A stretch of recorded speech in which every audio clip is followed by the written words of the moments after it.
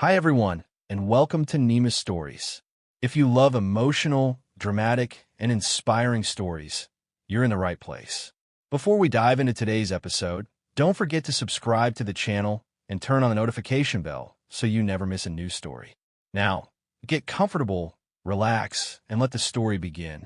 A sleek black Cadillac Escalade rolled to a gentle stop at the curb in front of the aged dormitory building of Parsons School of Design in New York City. The afternoon sun bathed the tall glass windows in golden light, casting a warm amber hue over the entire courtyard. Beneath the shedding maple trees, clusters of students chatted and laughed, sketchbooks in hand, sipping iced coffee. A girl stepped out of the SUV, dressed in a simple white dress with a navy ribbon tying her low ponytail. She dragged a modest-sized gray suitcase, unbranded and unassuming. On her left arm hung a beige crocodile leather handbag, the only item on her that hinted at any luxury, and even that looked quietly aged. The driver started to open the trunk to assist her, but a voice from the back seat cut in. Let her do it herself. The rear door opened, and a woman in her 50s stepped out, dressed in a white shirt and khaki pants. Her salt and pepper hair was neatly tied back in a bun. Her expression was firm but not cold. It held a restrained affection. "Emily," she said, steadying the girl's handbag. "Are you sure you don't want me to come up with you?" Emily smiled gently, her voice warm and composed. "I told you, Ms. Grace. I want to live like a real student. No escorts, no fuss. You don't have to worry." Grace Mitchell frowned slightly. She had been by Emily's side since the girl was in diapers. Once a homeless teenager taken in by Charlotte Carter, Emily's mother and a legendary fashion mogul, Grace had long since become more than just a housekeeper. She was family. "At least let me carry your suitcase up to the third floor. You know how heavy this thing is." Emily shook her head with a soft laugh. "It's okay. I've got it.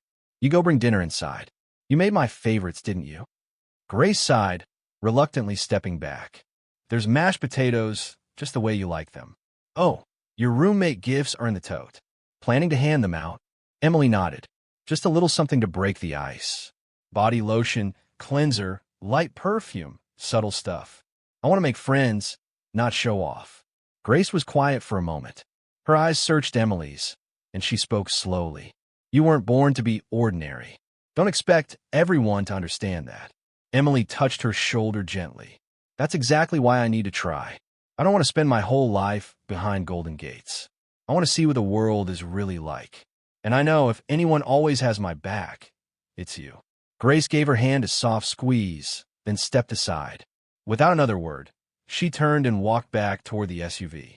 Emily took a deep breath and entered the dormitory alone. Third floor, room 312. She knocked softly on the white-painted door, its edges chipped and worn. No response. The door was slightly ajar. She pushed it open and stepped into a spacious room with 4 bunk beds neatly arranged in the corners, each paired with a desk and a locker. Sunlight poured through the large window, warming the polished wooden floor. No one was there. Emily wheeled her suitcase to the only vacant bed and began to unpack. From a side pocket, she took out 4 small gift bags and placed them neatly on each roommate's desk. Each bag bore a simple handwritten note. "For my roommate. Hope we get along." Inside each was a basic skincare set, cleanser, lotion, and a light fragrance, all from her mother's line, Carter Skin. Though high-end, Emily had carefully chosen the most modest line, luxurious but not flashy. She had just sat down on her bed when the door swung open. 2 girls entered, out of breath but smiling. One had straight black hair and light skin. The other had warm brown skin with highlighted braids and a cheerful aura. Both wore student ID lanyards. "Oh my gosh," the one with braids exclaimed. "Are you our new roommate?" Emily stood up and smiled. "Yeah, I'm Emily. Nice to meet you." "Lillian Nguyen," said the girl with black hair, bowing slightly. "Sarah Kim. We just ran back from sculpture class. Man, our room is full of pretty people now. I need to level up my skincare game." They laughed together. Sarah picked up one of the gift bags and peeked inside. "Wait, is this Carter Skin? No way. I've always wanted to try this." Emily blushed a little. "Just a small welcome gift. I hope it doesn't come off as too much. Lily gently grabbed Emily's hand. Are you kidding? We love this stuff, but it's way out of our budget. Thank you. Just then, the click of high heels echoed from the hallway. The door opened again. A tall blonde girl entered, ponytail swinging. She wore tight designer jeans, a fitted balmain tee, and carried a Louis Vuitton purse on her arm. Her eyes landed on Emily. Oh, another roommate. Emily smiled. Hi, I'm Emily. The girl folded her arms, eyes narrowing as they fell on Emily's beige handbag. Fake, or just a decent knockoff? Emily froze. Sarah stepped forward. Ashley, come on. Ashley raised an eyebrow. I'm just asking. Don't tell me you're rocking Carter and Company. Those bags are rare. And if it were real, why would it be in a place like this? Emily said nothing. She quietly tucked the bag in her drawer. Ashley huffed. Whatever. I'm not arguing with actresses. Let me guess. You're one of those scholarship girls trying to pretend she's low-key rich. Lily's face flushed. You don't have a right to talk to people like that. Ashley tossed her purse on the top bunk and turned her back. Emily sat down, silent. In that moment, she realized the normal life she wanted wasn't going to be easy. But that didn't scare her. She was staying. She would study, make friends, and if she had to, she would fight for her place. Downstairs, Grace leaned against the SUV, still watching the third-floor window. She couldn't hear a word, but something deep inside her stirred. Emily had only been at Parsons for 3 days, but the air in room 312 already felt different. Lily and Sarah had been nothing but kind. They invited her to lunch in the student cafeteria, offered to share class notes, and even helped her register for a few design workshops. For the first time in her life, Emily felt like just another student. Not a Carter, not an Heiress, just Emily. But Ashley Morgan was a storm cloud that never moved. Ashley rarely spoke to Emily unless it was with a sarcastic remark or a passive-aggressive jab. She scoffed when Emily offered her a gift bag. I don't put unknown products on my skin, and dismissed her designs and class critiques with phrases like amateur sketchbook doodles. Still, Emily remained calm. She refused to retaliate or rise to Ashley's bait. Until the afternoon, everything changed. It was Friday. Most students were off to an end-of-week mixer in the courtyard, music already thumping in the distance. Emily had stayed behind, sketching quietly at her desk. Lily and Sarah had gone out together to find fabric samples for their next project. Ashley was supposedly getting ready for a fashion influencer event downtown. Emily stood up to stretch and left her room briefly to refill her water bottle from the hallway cooler. It was barely 5 minutes. When she returned, the door was slightly ajar, and Ashley was inside, standing over her desk, holding the beige crocodile handbag. What are you doing? Emily asked, stepping in. Ashley didn't look at her. Instead, she ran her fingers across the leather, inspecting the stitching. Just confirming a suspicion, she said coldly. This bag, it's fake, right? Emily felt her stomach drop. Put it down, please. Ashley snorted. This is not Carter and Company craftsmanship. I visited their flagship boutique on 5th Avenue. My mom even owns a limited edition clutch. This texture? Too stiff. Stitching soft too. I said put it down. Emily repeated, firmer now. Ashley turned to face her, eyes gleaming with challenge. I'm just exposing a liar, she hissed. People like you think you can parade around with knockoffs and fool everyone. What's your angle? Hoping some rich guy spots you and thinks you're one of us. Emily moved toward her. That bag is mine. Step away. But Ashley didn't. Instead, she reached in her own drawer, pulled out a pair of silver tailoring scissors, and held them up like a weapon. Let's test it, shall we? She sneered. Let's see what's underneath that faux finish. No, Emily shouted, but she was too late. Snip. The sound echoed through the room like a crack of thunder. Ashley dragged the scissors across the center of the bag in a jagged, careless slash. Leather fibers split open, and the lining peeked through beneath the wreckage. There, Ashley said, tossing the bag back onto the desk. If it were real, it would have felt like butter. This, plastic. Emily stared at the mutilated bag, her entire body frozen. Her fingers trembled. She didn't know whether to cry or scream. But her voice failed her. It wasn't just a bag. It was the last birthday gift her mother gave her before passing. It was chosen by Grace, blessed by her mother, and hand-delivered with love. It had meaning. Now it was destroyed. A knock at the door broke the silence. Then it opened. Grace stood in the doorway holding a canvas food bag, her eyes instantly landing on the ruined handbag, then shifting to Ashley, still holding the scissors. Her expression didn't change, but the temperature in the room dropped. "What have you done?" Grace asked quietly. Ashley rolled her eyes. "Oh, here we go." The nanny, about to make up some sob story, Grace stepped forward. "That handbag is made of white Nile crocodile leather. It was designed as part of a one-of-a-kind couture collection for Carter & Company's 50th anniversary. There is only one like it. It was auctioned for charity at $1.68 million. Ashley scoffed. "Sure it was." Grace pulled out her phone. She tapped once, then held up the screen. It displayed a black interface with gold trim. Carter & Company. Vault. Private purchase confirmation. A serial number and the words, "One of one." Crocodile leather. Hand-dyed. Custom lining. Owner, Emily Carter. Emily flinched. Ashley blinked. "Wait, Carter," she said, turning to Emily. "As in, Carter." Grace's tone shifted. Calm, but edged with steel. "Yes, the only daughter of Charlotte Carter. The same Carter whose brand you just mutilated." Ashley dropped the scissors. Silence stretched. Then Ashley laughed. "You expect me to believe that? She's been pretending this whole time. Playing some humble act? Please, you're just a servant trying to scare me with made-up stories." She turned to Emily, her face twisted in disdain. "What were you doing during the student orientation? Getting cosmetic surgery? Having brunch at the Hamptons with your sugar daddy?" Grace moved so fast the room blurred. Slap. The sound was sharp, final. Ashley stumbled back, hand to her cheek, eyes wide. "I'll overlook your insult to me," Grace said, voice low, controlled. "But insult her again, and I'll rip out your tongue with my bare hands." Ashley's face flushed red, a mix of fury and humiliation. "You can't touch me. My father." Grace took a step closer. "Your father won't save you from consequences. Not today." The door behind them opened again. Lily and Sarah returned, their laughter fading when they saw the scene. They looked at the shredded handbag, the scissors, Ashley's red cheek, and Emily's still face. "Did something happen?" Sarah whispered. Grace straightened her blouse and stepped away from Ashley. She turned to Emily, eyes soft again. "I am sorry, sweetheart." Emily shook her head. "You did what I couldn't." Grace exhaled deeply. "Go sit down. I'll handle the rest." Ashley stood in the corner, silent now, jaw tight.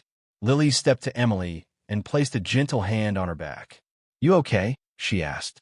Emily nodded slowly, but her gaze was locked on the ruined bag. It was just leather and thread.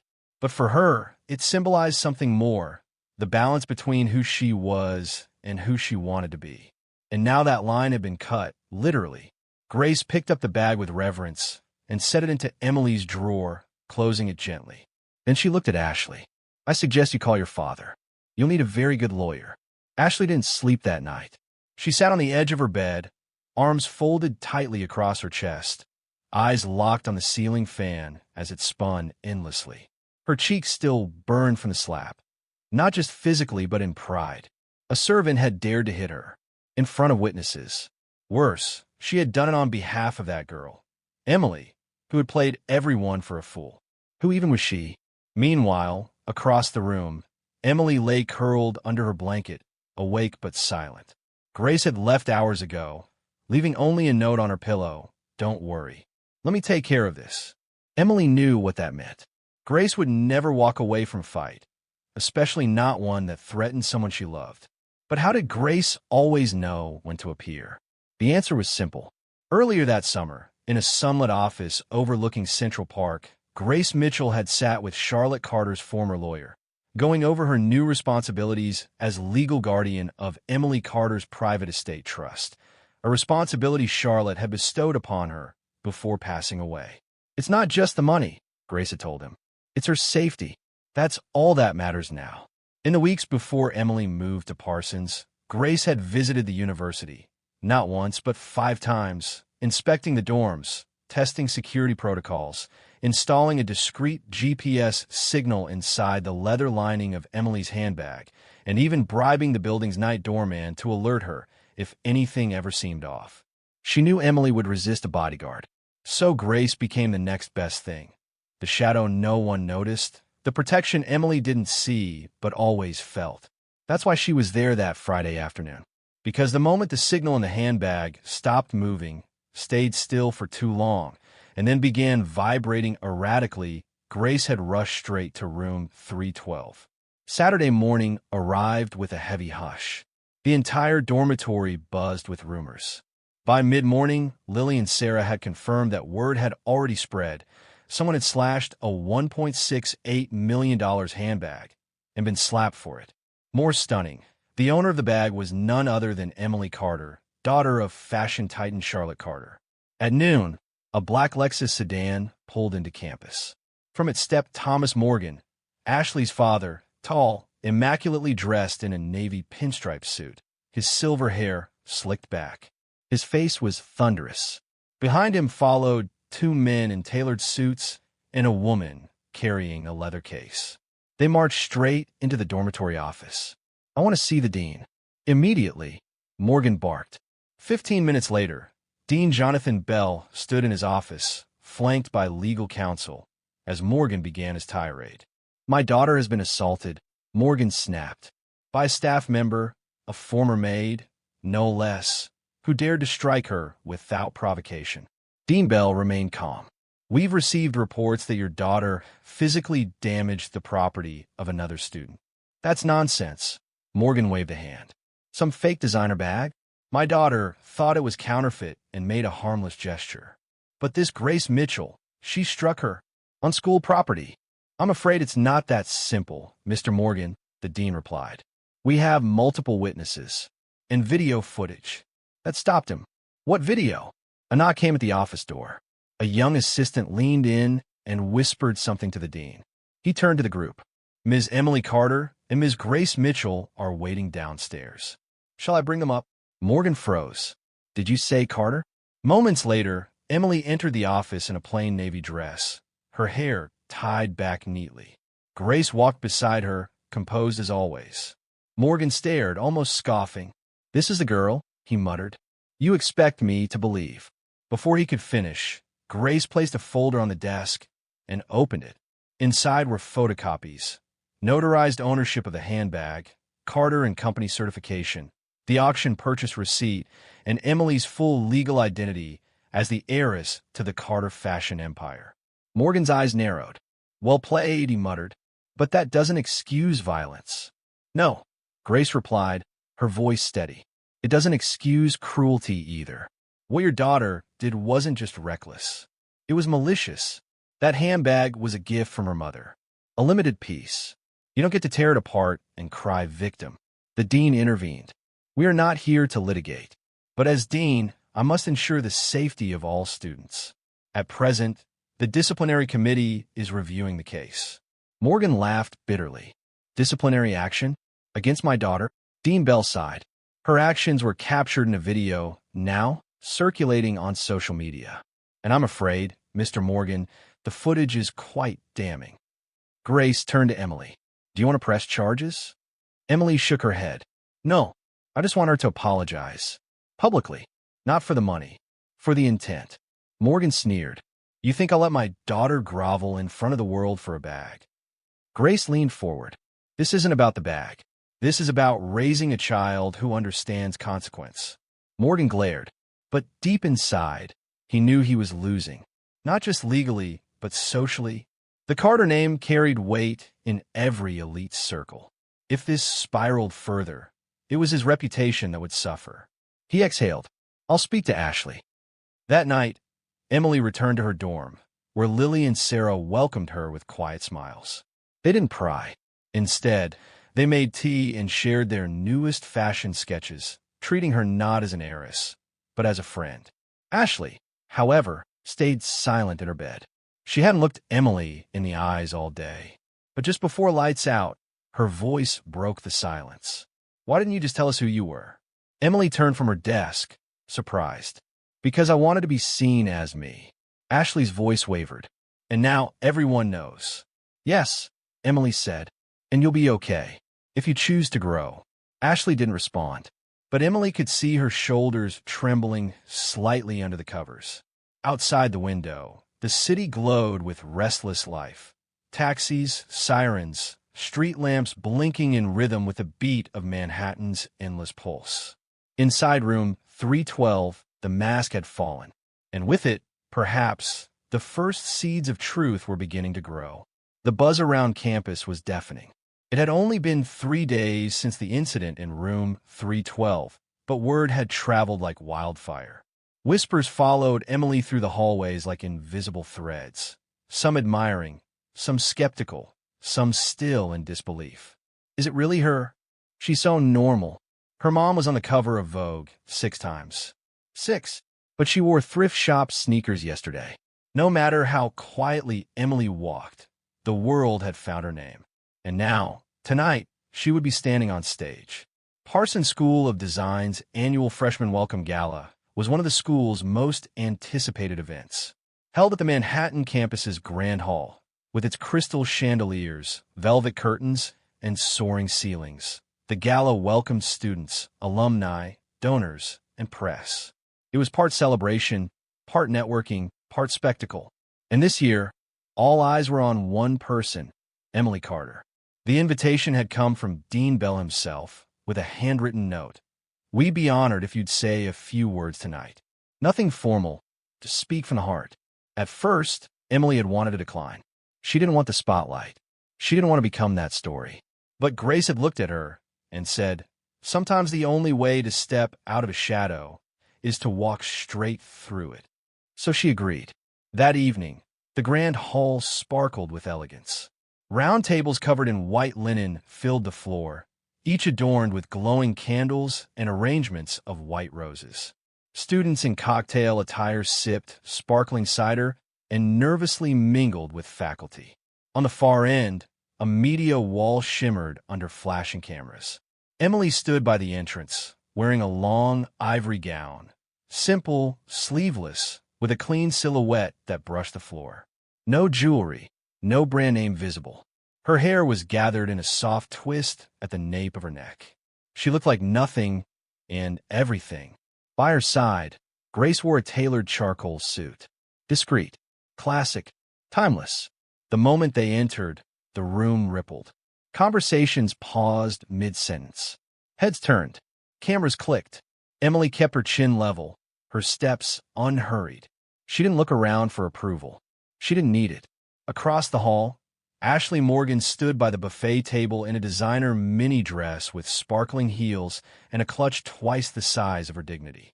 Her father, Thomas Morgan, was whispering furiously to a school board member, his face pinched. Ashley stared at Emily, and for the first time, said nothing. The lights dimmed. Dean Bell took the stage. Good evening, everyone, and welcome to the Freshman Welcome Gala, he began, his voice warm and familiar. Tonight, we celebrate not just talent, but the courage it takes to create, to try, to fail, and to rise again. Applause.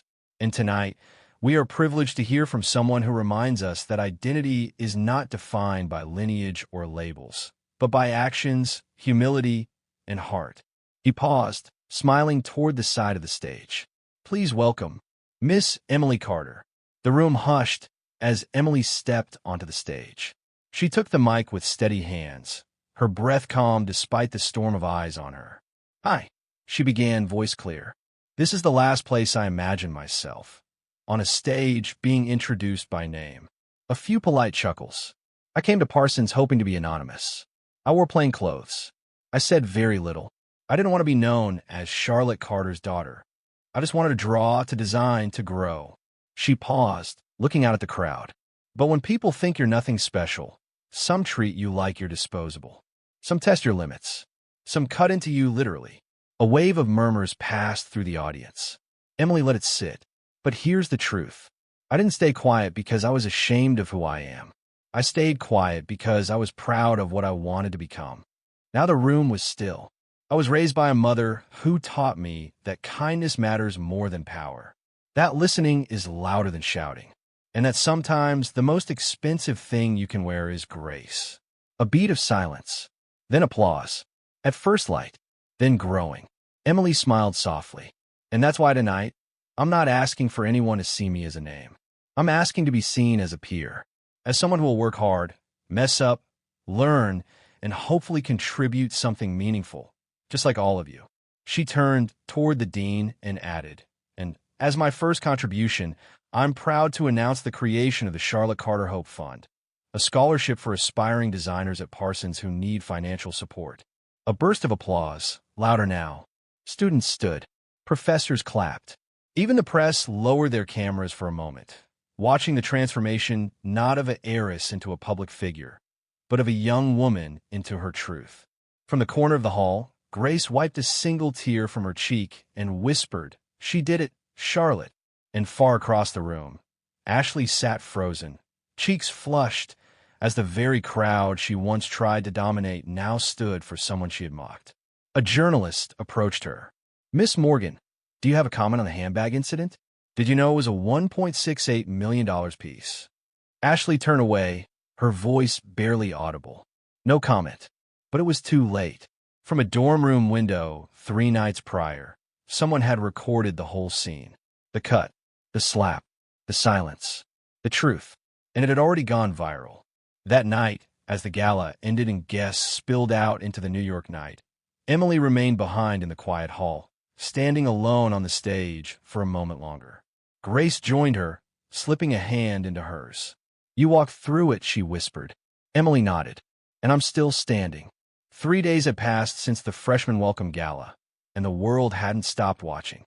The video had gone viral, not just within the university, but across social media platforms, fashion blogs, and even a few national news outlets. It started with a cryptic caption, "The slap heard round Parsons." Then came a freeze frame of Ashley Morgan slashing a handbag. Then the voice of a woman, Grace, explaining what that handbag truly was.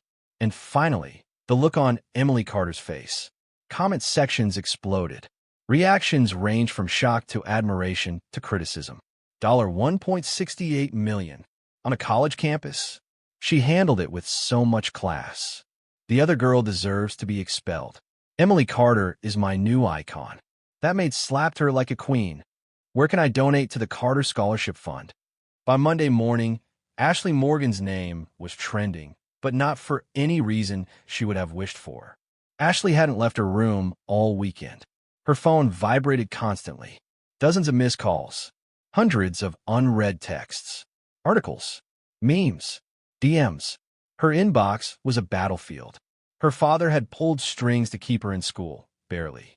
He'd threatened to pull funding from a few buildings, then back down when he realized the backlash might destroy his own brand.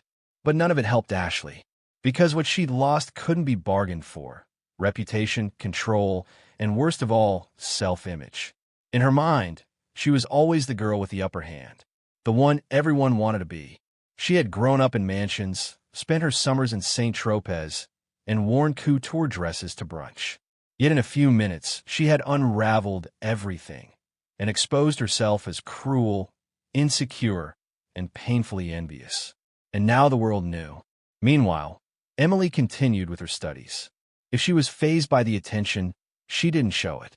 She arrived early to lectures, took notes, collaborated on group projects, and stayed late in the studio. She politely declined interview requests. "I'm here to study," she told them all. But the respect in the air had shifted. Professors listened more closely when she spoke. Students smiled as she passed. Some offered hesitant apologies. Others thanked her for standing up, not just for herself, but for students who never had the chance to speak. Still, Emily never gloated. When Lily asked her why, she simply replied, "Because I didn't come here to win. I came here to grow." On Wednesday morning, Grace received a phone call from a Paris-based lawyer working with Carter & Company. Madam Mitchell, as you know, the handbag in question was one of only 3 ever created. The damage, though reparable, compromises its original value. The brand has decided to pursue legal notice for defamation of product and destruction of luxury goods. Unless, Grace raised an eyebrow.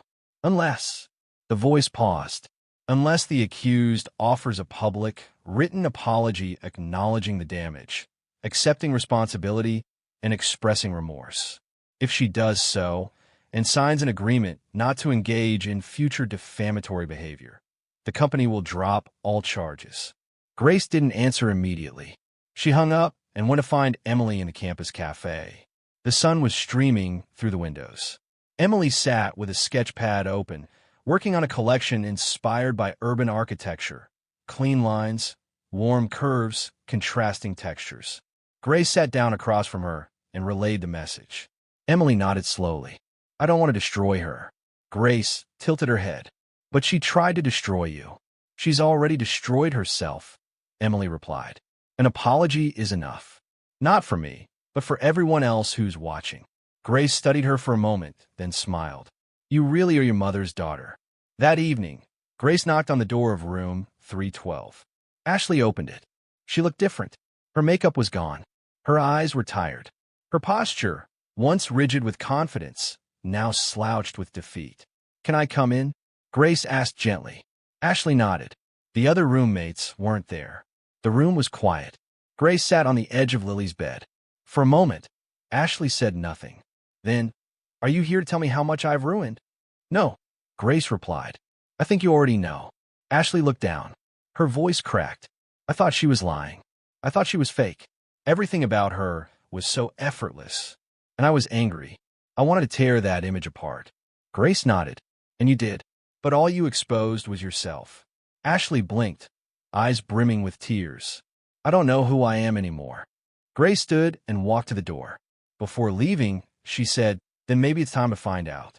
But first, write the letter. Be honest. Not for the world. For you. Ashley didn't answer. But the next morning, a formal statement appeared in the university newsletter and was posted publicly on Ashley's social media. To the students and faculty of Parsons School of Design, and to Emily Carter, I acknowledge that my actions were unjust, harmful, and rooted in personal insecurity. I damaged property that did not belong to me and disrespected someone who had shown me no ill will. I was wrong. To Emily, I offer my sincere apology, not because I was asked to, but because I now understand the hurt I caused. I will do the work needed to grow from this. Ashley Morgan. The letter didn't go viral. It wasn't shared with emojis or fire reactions. But for the first time in days, the comments were quiet. And for Ashley, that silence was a gift. Later that evening, Emily returned to her dorm to find a small envelope on her desk. Inside was a card, handwritten, "Thank you for showing me who I didn't want to be. I'm sorry." Hey. Emily held the card in her hands for a long time. She didn't smile. She didn't cry. She just folded the card, slipped it into her sketchbook, and continued drawing. Not handbags or gowns, but people. Real ones. Flawed. Learning. Becoming. Just like her. It was Sunday morning, and the sky over Manhattan was the softest shade of gray, the kind of light that wrapped the city in calm instead of chaos. In room 312, the usual clamor of blow dryers, music, and fabric rustling had been replaced with something quieter. The slow, rhythmic scratch of pencil on paper, the gentle clink of teacups, and the occasional rustle of a page turning. Emily sat cross-legged on her bed, sketchbook in her lap, completely at peace. She was no longer a mystery, no longer a name hidden beneath anonymity or a target for suspicion. She was simply Emily, and somehow, that was more powerful than anything she'd been before. The week following Ashley's apology had passed without incident. No more whispers in the halls, no more curious glances in the cafeteria. The firestorm had burned out, and in its place, respect remained. Lily and Sarah had returned to their usual energy, now more protective of Emily than ever. Their bond had deepened, forged not in gossip, but in solidarity. Ashley, true to her word, kept her distance. She didn't avoid Emily, but she didn't impose either. Instead, she threw herself into work, showing up early to studio sessions, staying late in the library, and for once, listening more than speaking. Something in her had shifted, and Emily, quietly, hoped it would last. That Sunday morning, Grace arrived at the dorm with 2 cups of lavender tea and a small white box tied with satin ribbon. "I figured you needed a break," she said, handing Emily her cup. I always do. Emily laughed softly. Grace sat beside her, looking around the room. You've made a home here. Emily nodded. Not the one I grew up in, but one I built myself. They sipped in silence for a moment, watching the gentle sway of curtains near the window. Then Grace set the box in Emily's lap. What's this? Emily asked, curious. Open it. Inside was a handbag. Not designer. Not vintage. Handmade. It was crafted from deep navy canvas and soft chestnut leather, stitched by hand, with a brass clasp and a monogram tag that read, EC. It's beautiful, Emily whispered. Grace smiled. You designed it last year, remember? For your portfolio. I had it made by a craftsman in Brooklyn. Took some convincing. Emily ran her fingers over the stitches. It wasn't perfect, but it was hers. It's a reminder, Grace said, that the most valuable things we carry aren't the ones people recognize, but the ones we create. Emily looked up, her eyes full. Thank you, she said, for everything. Grace reached over, brushing a strand of hair from her face. I promised your mother I'd protect you, but you've done that all on your own. That evening, Emily walked through campus alone. She passed the grand hall where the gala had been held. The lights were off now, but she could still see herself on that stage, trembling, unsure, but speaking her truth anyway. She walked past the design building, peeking through the glass doors where a classmate had once whispered, she's probably just here for fun. Now they shared critique sessions and exchanged ideas like equals. And finally, she arrived at her favorite spot, a quiet rooftop garden tucked above a library. She climbed the narrow staircase and stepped into the open air.